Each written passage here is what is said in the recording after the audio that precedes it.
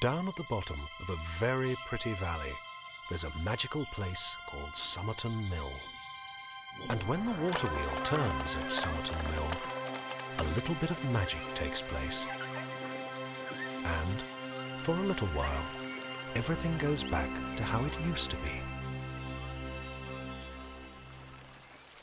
Oh, it's a lovely morning, said Dan as he looked out over Summerton Valley. Oh dear, it sounds like there might be something wrong with Francoise, said Dan as he headed off, past Mousy Tongue the cat who was lying in the sun.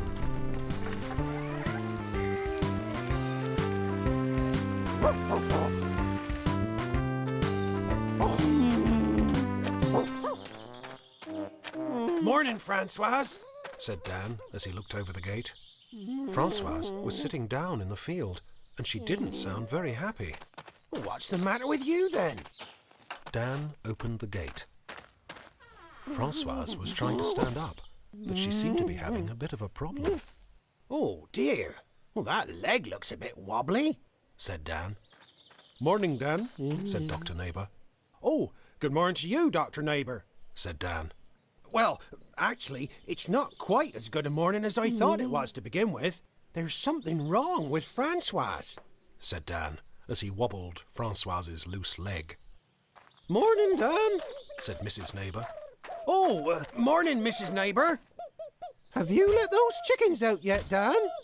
Oh, no, I forgot, Mrs. Neighbour. But Francoise is having a bit of trouble with one of her legs. They'll be all right for a few minutes. I think I might just let them out. They sound like they're being a bit restless. It's all right. Mrs. Neighbour's coming.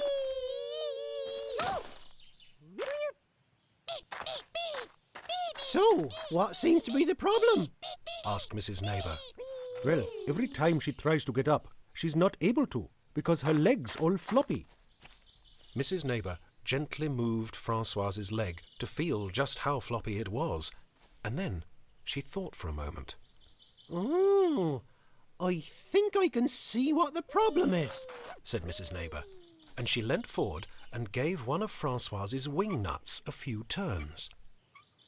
Then they stood back as Francoise stood up. Oh, Mrs. Neighbour, you fixed her, said Dan. Just like that, said Dr. Neighbour.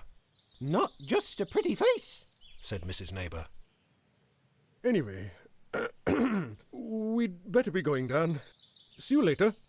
Oh, bye then, Dr. Neighbour. Bye, Mrs. Neighbour. Bye, Dan. And thanks for helping Francoise. And while Dr. and Mrs. Neighbour headed back up the track towards their pretty cottage, Dan tickled Francoise behind her ear, which was her favourite thing in the whole world.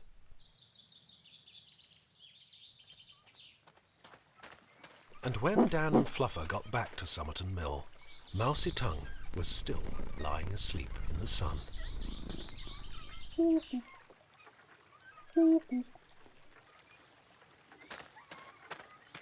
And as the water level drops back down, the big old water wheel slows and eventually stops. And Summerton Mill, still beautiful in its tumble-down state, goes back to being a home just to the wild animals, the birds, and the plants.